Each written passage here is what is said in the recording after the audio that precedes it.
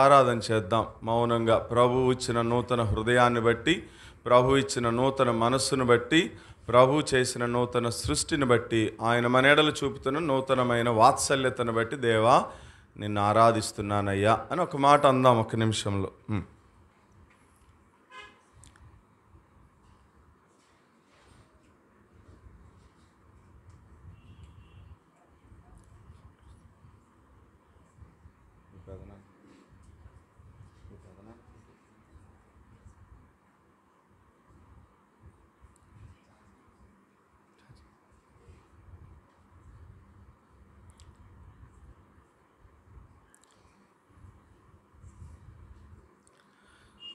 ఏమి నీకర్పించగలను, ఏమి లేని వాడనయ్యా, ఏమి నీకర్పించగలను, ఏమి లేని వాడనయ్యా, రక్షణం పాత్రనేతి, రక్షణం పాత్రనేతి, స్తోత్రమంచు పాడేదా, ఎంత జాలి యేసువా, ఇంతయని యూహించలేను, ఎంత జాలి యేసువా. దయచేసి కూర్చుందాం. మన మధ్యలో ఉంచబడిన ప్రభు యొక్క శరీరానికి సాదృశ్యమైన రొట్టె, ప్రభు యొక్క రక్తానికి సాదృశ్యమైన ద్రాక్షరసంలో పాలు పొందడానికి పూర్వము మన చేతిలో ఉన్న పరిశుద్ధ గ్రంథాన్ని తలకంటిపై ఎత్తి పట్టుకుని బైబిల్ పలో పాడదాం. దాని కొరకై దేవుని నిజ ప్రేమ పరిశుద్ధ గ్రంథమందున్నది, దేవుని జ్ఞానము, దైవ సమాధానము. దేవుని నిజ ప్రేమ పరిశుద్ధ గ్రంథమందున్నది, దేవుని నిజ ప్రేమ పరిశుద్ధ గ్రంథమందున్నది. పఠించు సోదరా, పరిశీలించు సోదరి, దొరుకునందు నిత్య జీవం. పఠించు సోదరా, పరిశీలించు సోదరి, దొరుకునందు నిత్య జీవం. దేవుని జ్ఞానము పరిశుద్ధ గ్రంథమందున్నది, దేవుని జ్ఞానము పరిశుద్ధ గ్రంథమందున్నది. పఠించు సోదరా, పరిశీలించు సోదరి, దొరుకునందు నిత్య జీవం. పఠించు సోదరా, పరిశీలించు సోదరి, దొరుకునందు నిత్య జీవం. దైవ సమాధానం పరిశుద్ధ గ్రంథమందున్నది, దైవ సమాధానం పరిశుద్ధ గ్రంథమందున్నది. పఠించు సోదరా, పరిశీలించు సోదరి, దొరుకునందు నిత్య జీవం. పఠించు సోదరా, పరిశీలించు సోదరి, దొరుకునందు నిత్య జీవం. రండి, మన మధ్యలో ఉంచబడిన ప్రభు శరీరక్తమాంసాలు పాలు పొందడానికి పూర్వము దేవుని వాక్యాన్ని కొరకై మరొకసారి హబక్కూకు గ్రంథము 3వ అధ్యాయము 2వ వచనాన్ని మనమందరం కలిసి చదువుకుందాం. హబక్కూకు గ్రంథము 3వ అధ్యాయం 2వ వచనం 771 పేజీ పాత నిబంధనలో. యెహోవా, నిన్ను గూర్చిన వార్త విని నేను భయపడుచున్నాను. యెహోవా, సంవత్సరములు జరుగుచుండగా నీ కార్యము నూతనపరచుము. సంవత్సరములు జరుగుచుండగా దానిని తెలియచేయము. కోపించుచునే వాత్సల్యతను జ్ఞాపకమునకు తెచ్చుకొను. మరొక మాట, యోహాను సువార్త 6వ అధ్యాయము 53వ వచనాన్ని కూడా చదువుదాం. యోహాను సువార్త 6వ అధ్యాయము 53వ వచనం.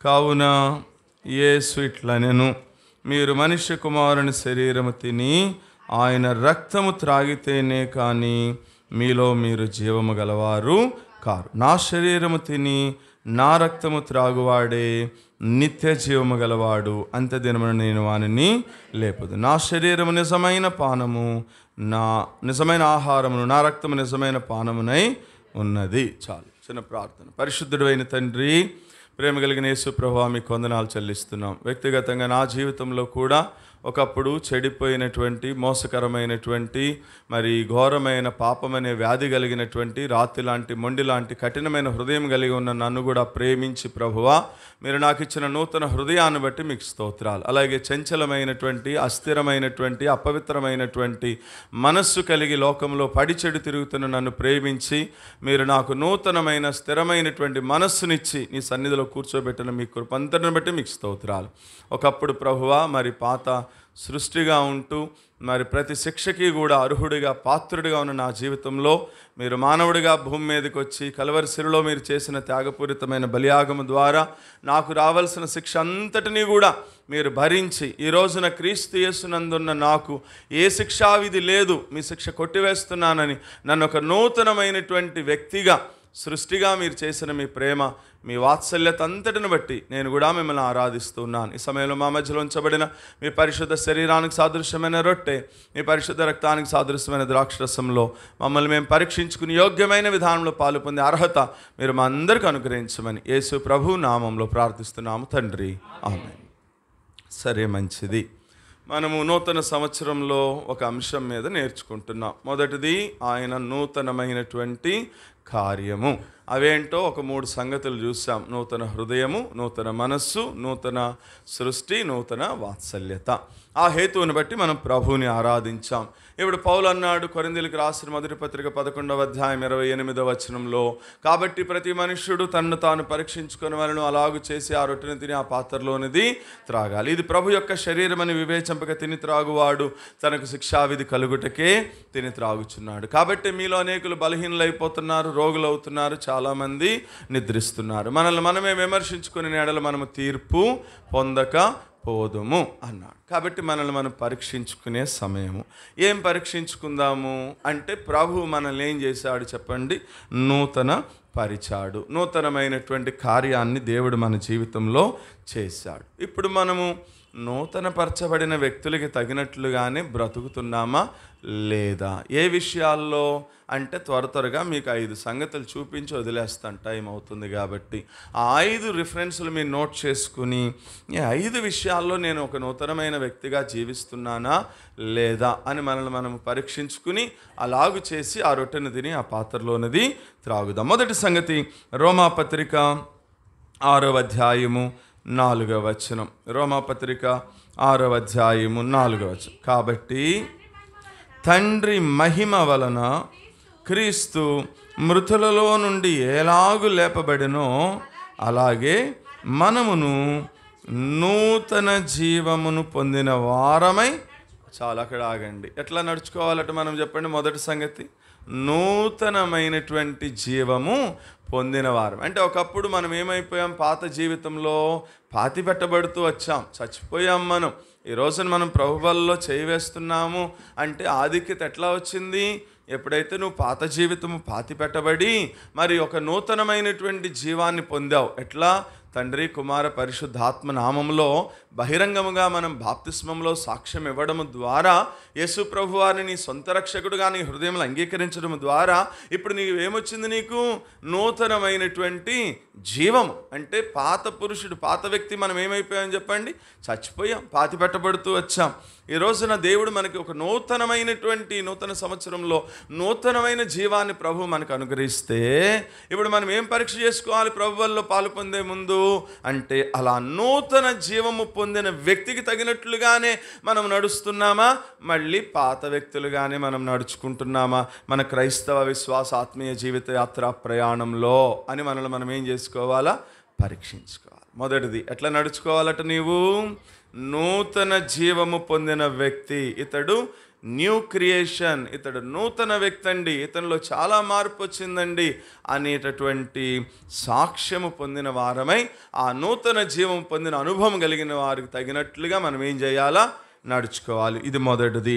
రెండవది కొలస్సీ పత్రిక 3వ అధ్యాయము 10వ వచనం. కొలస్సీ పత్రిక, ఒకనికొకడు అబద్ధమాడుకుడి, ఏలయనగా ప్రాచీన స్వభావమును దాని క్రియలతో కూడా మీరు పరిత్యజించి జ్ఞానము కలుగు నిమిత్తము దానిని సృష్టించిన వాని పోలిక చొప్పున నూతన పరచబడుచున్న నూతన స్వభావమును ధరించుకోవాలి. అది ఏంటంటే ఎట్లా నడుచుకోవాలట, మనము నూతన స్వభావము కలిగి నడుచుకోవాలా. అది ప్రాచీన స్వభావం ఏమైపోయింది, ఒకప్పుడు మనకి ప్రాచీన స్వభావము అని కింద ఫుట్ నోట్స్లో ఏమని రాశాడు, మూల భాషలో 3 నాకు కనపడతలే, చదవండి. అది ఎంత వేసినాడమ్మా, 8. అది ప్రాచీన పురుషుడు విషయంలో మనం ఏమైపోయామట, చచ్చిపోయాం, సిలువ వేయబడ్డాం. ఇంకెప్పుడు ఎటువంటి స్వభావంలోకి వచ్చేసాం మనము, నవీనమైన లేదా మన వర్తమానానికి రెలవెంట్గా మనం చూసుకోవాలి అంటే నూతనమైనటువంటి స్వభావాన్ని దేవుడు మనకు అనుగ్రహించాడు. ఆ నూతన స్వభావం కలిగినటువంటి వ్యక్తులుగానే మనం నడుచుకోవాలి తప్ప మరలా ప్రాచీన స్వభావంలోనికి మనం పోకూడదు. నీకు అర్థం అవటానికి ఇట్లా చెప్తా. ఒక అమ్మాయి ఒక అబ్బాయిని ప్రేమించి పెళ్లి చేసుకుంది. వాళ్ళిద్దరు కాపురం మొదట్లో చక్కగా సాఫీగానే సాగుతూ ఉంది. కొన్ని రోజులు అయిన తర్వాత ఆ అబ్బాయికి అనుమానం జబ్బొచ్చింది. ఆ అమ్మాయిని ప్రతిదానికి అనుమానిస్తూ ఉన్నాడు, రోజు తాగి వస్తున్నాడు, రోజు కొడతా ఉన్నాడు, చాలా ఇబ్బంది పడతా ఉంది ఆ అమ్మాయి.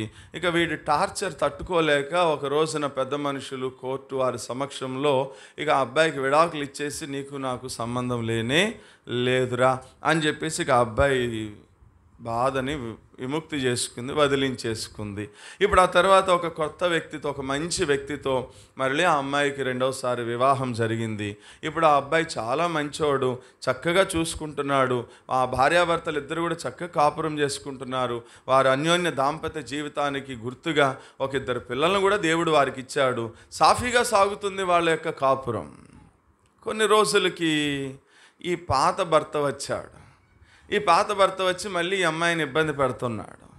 అప్పుడు ఈ కొత్త భర్త ఇట్లా అడిగాడు, అబ్బాయి ఆ అమ్మాయికి నీకు విడాకులు అయిపోయినాయి కదా, చాలా కాలం అయిపోయింది, మేమిద్దరం పెళ్లి చేసుకున్నాం, మాకు 2 పిల్లలు కూడా పుట్టారు, మళ్ళీ ఇప్పుడు నువ్వు వచ్చి ఆ అమ్మాయిని ఇబ్బంది పెట్టడము ఇది నీకు న్యాయం కాదన్నాడు.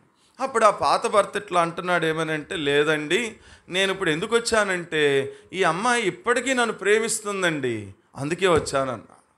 కొత్త భర్తకు ఆశ్చర్యం వేసింది. నిన్ను ఎట్లా ప్రేమిస్తుంది, నువ్వు రోజు తాగొస్తున్నావు, అమ్మాయిని కొడుతున్నావు, అనుమానిస్తున్నావు అనే కదా పెద్ద మనుషుల సమక్షం, కోర్టుల సమక్షంలో విడిపోతూ వచ్చారు. నీ బాధ తట్టుకోలేకే కదా నీ నుండి విడాకులు తీసుకుంది, మరి ఇప్పటికీ నేను ప్రేమిస్తుందని ఎట్లా చెప్పగలవు అని అడిగాడు ఆశ్చర్యం వేసి.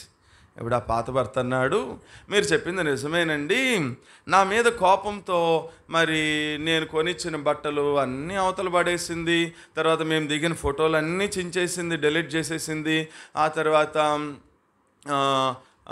మా గుర్తుగా ఉన్నటువంటి వాటి అన్నిటినీ కూడా ఏం చేసింది ఆ అమ్మాయి, పడేసింది. కానీ మా పెళ్లి రోజున నేనెంతో ప్రేమతో ఆ అమ్మాయికి ఇచ్చిన ముక్కు పుడక మాత్రం ఇంకా అట్లాగే ఉందండి, దీనిని బట్టి ఆ అమ్మాయి నన్ను ప్రేమిస్తుంది అన్నాడు. ఆ అమ్మాయి ఏమని అనుకుని ఉంటే చెప్పండి, బహుశా ఏమనుకుంది అమ్మాయి, మా పాత భర్త తాలూకు అన్నిటినీ నేనేం చేశాను, పారేసేసాను కదా, ఇంకేముందిలే, ఇదేంటిది, ఇది ఎంత ఉంటుంది, చాలా చిన్న ముక్కు పుడకేగా, ఇది ఉంచుకుంటే ఏమైందిలే అని ఉంచుకుంది ఆ అమ్మాయి.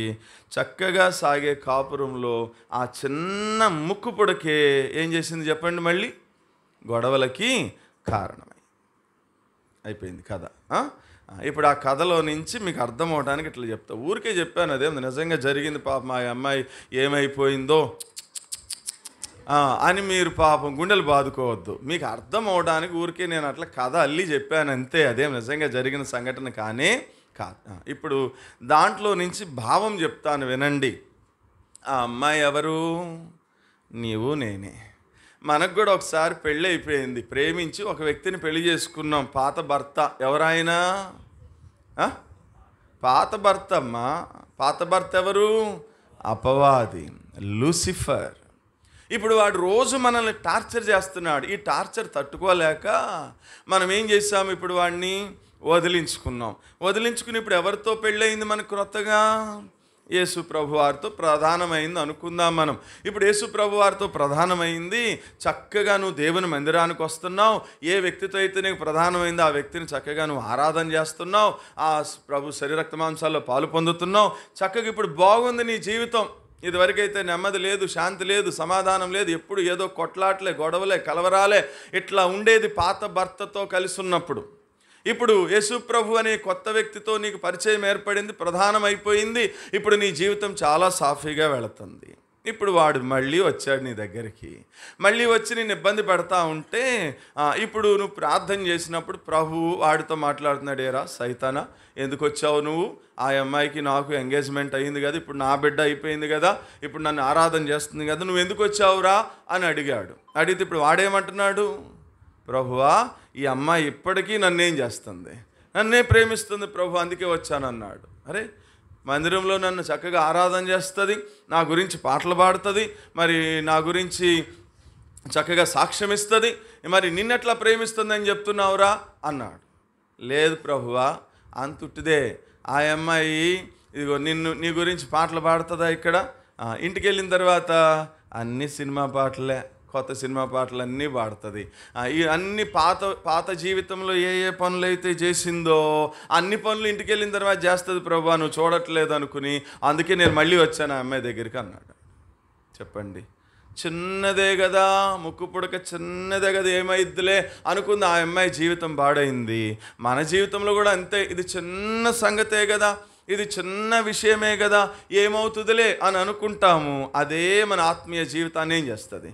పాడు చేస్తుంది. అందుకన్నాడు ఇప్పుడు మనం ఎట్లా నడుచుకోవాలట? నూతన స్వభావం. పాత స్వభావం మొత్తం ప్రాచీన పురుషుడు అంటే ఎవడు? వాడే ప్రాచీన పురుషుడు అంటే శత్రు, అపవాది. వాడి నుంచి నువ్వు విడిపించబడ్డావు. ఇప్పుడు నూతన పురుషుడు ప్రభు అయిన యేసుక్రీస్తు వారు నూతన స్వభావం ఇచ్చాడు మనకి. ఇప్పుడు ఆ ప్రాచీన స్వభావాన్ని సిలువ వేసి నూతన స్వభావం కలిగిన వారమై మనం ఏం చేయాలి చెప్పండి? నడుచుకోవాలి. నూతన సంవత్సరంలో అలా నడుచుకుంటున్నామా లేదా అని మనల్ని మనం పరీక్షించుకుని అలాగ చేసి ఆ రొట్టెని దీని పాత్రలోని తాగుదాం. రండి, మూడవ సంగతి నూతనత్వము. యెషయా గ్రంథము 40వ అధ్యాయం 31వ వచనము. యెషయా గ్రంథము 40వ అధ్యాయము 31వ వచనము. యెహోవా కొరకు ఎదురు చూచువారు నూతన బలమును పొందుదురు. నిలవేని నీ వాగ్దానం అదే ఈ సంవత్సరం దేవుడు నీకు ఇచ్చింది. దేవుని కొరకు ఎదురు చూసేటటువంటి మన జీవితంలో దేవుడు మనకేమి ఇచ్చినాడట? నూతనమైనటువంటి బలాన్ని ఇచ్చాడు. ఒకప్పుడు ఎవరం మనము? బలహీనులం. పాపము చేత ఏమైపోయాం మనము? బలహీనులమైపోయాం మనం. అలాంటి బలహీనులమైనటువంటి మనకి నూతన సంవత్సరంలో ప్రభు చేసినటువంటి నూతనమైనటువంటి కార్యమేంటి అంటే ఆయన వైపు చూడడం ద్వారా లేదా ఆయన కొరకు ఎదురు చూడడం ద్వారా దేవుడు మనకి నూతనమైనటువంటి బలం ఇచ్చాడు. ఇప్పుడు ఏం పరీక్ష చేసుకోవాలా? నూతన బలము పొందినటువంటి నేను ఈ బలము ద్వారా ఇంకా నూతనముగా దేవుని యొక్క పరిచర్య, దేవుని యొక్క సేవ, దేవుని పని చేస్తున్నానా? దేవుడిచ్చిన బలాన్ని నా సొంత పనుల కోసము లేకపోతే నా సొంత ఇష్టాన్ని నెరవేర్చుకునే దాని కొరకే నేను ఈ బలాన్ని వాడుకుంటున్నానా అని మనల్ని మనం ఏం చేసుకోవాలా? పరీక్షించుకోవాలి. ఒకప్పుడు బలహీనులం మనం. అలాంటి బలహీనులమైనటువంటి మనల్ని ప్రభు తన బలము చేత బలపరిచి నూతన బలాన్ని ప్రభు ఇచ్చాడు. కారణం ఏంటి? మనం ఈ బలంతో మరి మనకిష్టమైన పనులు చేసుకున్న దాని కొరకు కాదు దేవుడు మనల్ని ఇంకా బ్రతికిచ్చి బలపరిచింది. ఆ బలంతో ఇంకా మనము నూతన సంవత్సరం ఏం చేయాలి చెప్పండి?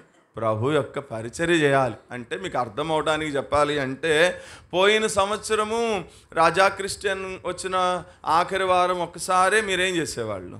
సువార్త చేసేవాళ్ళు. ఇప్పుడు నూతన సంవత్సరంలో నూతన బలం పొందిన వారే ఏం చేయాలంటున్నాడు దేవుడు?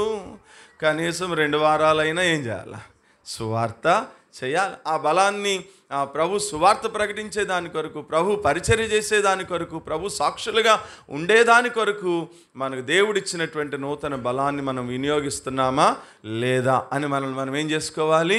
పరీక్షించుకోవాలి. ఇది ఎన్నోది? ఇది 3వది. 4వది కొరింథీయులకు రాసిన 2వ పత్రిక 4వ అధ్యాయము 16వ వచనం. కొరింథీయులకు రాసిన 2వ పత్రిక 4:16. కావున మేము అధైర్యపడము, మా బాహ్య పురుషుడు కృషించుచున్నను, ఆంతర్య పురుషుడు దినదినము. 4వది ఏ విషయంలో నూతనత్వమట? ఆత్మీయముగా నువ్వు ఎదిగే విషయంలో కూడా దేవుడు నిన్నేం చేస్తున్నాడు చెప్పండి? పౌలు ఆ మాట అంటున్నాడు. ఏమనంటే, మేము సంవత్సరం వెంబడి సంవత్సరం జరుగుతుంది అనుకోండి, మన వయస్సు తగ్గుతుందా పెరుగుతుందా చెప్పండి? పెరుగుతుంది. 2వది, సంవత్సరం వెంబడి సంవత్సరం జరుగుతుంది అంటే మనము ఇంకా యవనస్తులం అవుతామా ముసలోళ్ళం అవుతామా? ముసలివాళ్ళం అవుతాం. సంవత్సరం వెంబడి సంవత్సరం జరుగుతుందంటే మన శరీరం ఇంకా గట్టిపడుతుందా లేకపోతే శరీరము కృషించిపోతుందా? కృషించిపోతుంది కదా. కానీ పౌలు అనుభవం చెప్తున్నాడు, నూతన సంవత్సరాలు జరుగుతూ ఉంటే మా బాహ్య పురుషుడు అంటే ఈ శరీరం ఒకవేళ వృద్ధాప్యంలోనికి వచ్చేసి శరీరము కృషించిపోతుందేమో కానీ నా లోపల ఉన్నటువంటి ఆంతర్య పురుషుడు మాత్రం ఏమవుతున్నాడు అంటే, నేను ఆత్మలో ఎట్లా ఉన్నాను? నేను నూతన పరచబడుతున్నాను అంటున్నాడు. చూసావా ఎంత గొప్ప అనుభవమో? అంటే ఉదాహరణకి ఇప్పుడు శారీరరీత్యా ఇప్పుడు నా వయస్సు ఎంత అంటే, శరీరరీత్యా నా వయస్సు 48 సంవత్సరాలు. అంటే ఇప్పుడు వృద్ధాప్యము లేకపోతే కృషించిపోయేటటువంటి స్థితి అనుకుందాం నా శరీరము. మరి ఆత్మీయ రీత్యా నా వయసు ఎంత చెప్పండి? ప్రతి ప్రసంగానికి ప్రతి పాయింట్కి చెప్తూ ఉంటాను నేను సాక్ష్యము. ఎంత ఇప్పుడు? 22 సంవత్సరాలు. ఇప్పుడు చూసావా? అంటే ఇప్పుడు శారీరకంగా 48 సంవత్సరాల వయసు వచ్చి ఒకవేళ శరీరం కృషించిపోయి ఉండొచ్చేమో. ఇదిగో శరీరానికి బీపీ, షుగరు ఇవన్నీ ఉండి ఒకవేళ శరీరం బలహీనమేమో కానీ స్టేజ్ మీద నిలబడితే ఆత్మీయముగా దేవుడు నన్ను ఏం చేస్తున్నాడు? బలపరుస్తున్నాడు, నూతనపరుస్తున్నాడు. కాబట్టి ఇంకా నేనేం చేయాలంటే, ఆత్మలో నూతనపరచబడినటువంటి వ్యక్తిగా ప్రతిరోజు కూడా ఇంకా దేవుని యొక్క పరిచర్యను నూతనమైనటువంటి విధానంలో జరిగించేవాడిగా నేను ఉండాలి. అట్లాగే మీరు కూడా అంతే. మీ ఆత్మీయ పుట్టినరోజు ఎప్పుడో, ఇప్పటికి ఎన్ని సంవత్సరాలు అవుతుందో క్రీస్తులో పుట్టి, శారీరకంగా మీరు పుట్టి చాలా సంవత్సరాలు అయి ఉండొచ్చు, బహుశా మీరు కూడా వృద్ధాప్యంలోకి వస్తున్నారేమో. కానీ ఆత్మీయముగా ప్రతిరోజు కూడా దేవుడు అంతరంగంలో ఆత్మీయమైనటువంటి పురుషుడు, ఆంతర్య పురుషుడు అంటే నీ ఆత్మలో నిన్ను ఏం చేస్తున్నాడు? ఆయన సంవత్సరం వెంబడి సంవత్సరము నూతన పరుస్తున్నాడు, రెన్యూ చేస్తూ ఉన్నాడు. కాబట్టి నూతనమైనటువంటి ఆత్మ అభిషేకము కలిగిన వారే ఆత్మీయమైనటువంటి విషయాలలో మనం ఏమవ్వాలి చెప్పండి? నూతనముగా ఎదగవలసిన వారమై ఉన్నాం. ఇది ఎన్నోది? ఇది 4. రండి ఆఖరిగా 5వ చెప్పి నేను ముగించేస్తాను. ప్రకటన గ్రంథము 21వ అధ్యాయం 2వ వచనం. ప్రకటన గ్రంథము 21వ అధ్యాయం 2. మరియు నేను నూతనమైనటువంటి యెరూషలేము అను ఆ పరిశుద్ధ పట్టణమును తన భర్త కొరకు అలంకరింపబడి ఉన్న పెండ్లి కుమార్తె వలె సిద్ధపడి పరలోకమందున్న దేవుని వద్ద నుండి దిగివచ్చుట చూసి. అంటే ఇట్లా జ్ఞాపకం చేసుకోండి, ఈ నూతన సంవత్సరంలో మనం ఎట్లా నడుచుకోవాలి, ఎట్లా నడుచుకుంటున్నామని మనం పరీక్ష చేసుకోవాలంటే, 1 నూతన జీవము పొందిన వారమే నడుచుకోవాలి. 2 నూతనమైన స్వభావము కలిగి నడుచుకోవాలి. 3 నూతన బలము పొందిన వారమే ఇంకా ప్రభు యొక్క పరిచర్యని చేయాలి. 4 ఆత్మీయముగా మరి నూతన పరచబడి నూతనమైన ఆత్మీయమైన అనుభవం కలిగిన వారమై నడుచుకోవాలి. ఈ 4 నువ్వు చేస్తే అప్పుడు ప్రభు అంటున్నాడు 21:2లో, అప్పుడు నువ్వు కూడా ఏం చూస్తావు చెప్పండి? నూతన యెరూషలేము. పెండ్లి కొరకు అలంకరించబడి సిద్ధపడి ఉన్నటువంటి ఆ పరలోక పట్టణాన్ని నువ్వు కూడా చూస్తావు. ఆ నూతనమైన యెరూషలేములో దేవుడు నీకు కూడా ఏమిస్తాడు చెప్పండి? పాలు పంపులని దయచేస్తాడు. ఇప్పుడు ఏం పరీక్ష చేసుకోవాలా? ఒక రోజున లేదా ఈ రోజున ప్రభు వస్తే ఆ నూతనమైనటువంటి యెరూషలేములోనికి వెళ్ళేటటువంటి అనుభవం నేను కలిగి ఉన్నానా లేదా అని మనల్ని మనం ఏం చేసుకోవాలి? పరీక్షించు. రండి, ముగింపు మాట అందరం కలిసి చదువుకుని ముగించుకుందాం. రోమాపత్రిక 12వ అధ్యాయము 2వ వచనం. రోమాపత్రిక 12వ అధ్యాయము 2వ వచనం. మీరు ఈ లోక మర్యాదను అనుసరింపక ఉత్తమమును అనుకూలమును సంపూర్ణమై ఉన్న దేవుని చిత్తమేదో పరీక్షించి తెలుసుకొనున్నట్లు మీ మనస్సు మారి నూతన మగుట వలన రూపాంతరం యొక్క అనుభవం కలిగి మనస్సు మారి నూతనమైనటువంటి మనస్సు. ఇందాక చెప్పానే 5 రకాల మనస్సులు ఇచ్చాడు దేవుడు. 1 రక్షణార్థమైన మనస్సు, 2 ఆత్మానుసారమైన మనస్సు, 3 జ్ఞానము కలిగిన మనస్సు, 4 క్రీస్తు యేసుకు కలిగిన మనస్సు, 5 స్థిరమైనటువంటి మనస్సు. అట్లా నువ్వేమవ్వాలట? నూతనత్వంలో రూపాంతరము చెందిన వాడవై ఉండాలి. అంతేగాని ఈ లోక మర్యాదను మనం ఏం చేయకూడదు? అనుసరించుకోకుండా నూతన పరచబడిన అనుభవం కలిగిన వారమై దేవుడు మన జీవితంలో చేసిన నూతన కార్యాలను బట్టి మరి ఆ నూతన విధానంలో మనం నడుచుకుంటే అప్పుడు ఒక రోజునట నూతనమైనటువంటి యెరూషలేం లోనికి మనకి ప్రవేశాన్ని దేవుడు అనుగ్రహిస్తాడు. అట్టి నూతనత్వము ఈ నూతన సంవత్సరంలో ప్రభు మనకు అనుగ్రహించి నూతనముగా మరి ప్రభు చెప్పిన విధానంలో నడుచుకునే కృప ప్రభు మనందరికీ దయచేయునుగాక. ఆమేన్. Thank you. తలలు వంచుకుందాం, కళ్ళు మూసుకుందాం. మరి మోకరించినట్లయితే ప్రార్థన చేసుకుని ప్రభు వల్ల మనం పాలు పొందుతాం. ప్రభు సన్నిధిలో మోకరిద్దాం, తలలు వంచుదాం, కళ్ళు మూసుకుందాం, మనం ప్రార్థన చేసుకుందాం.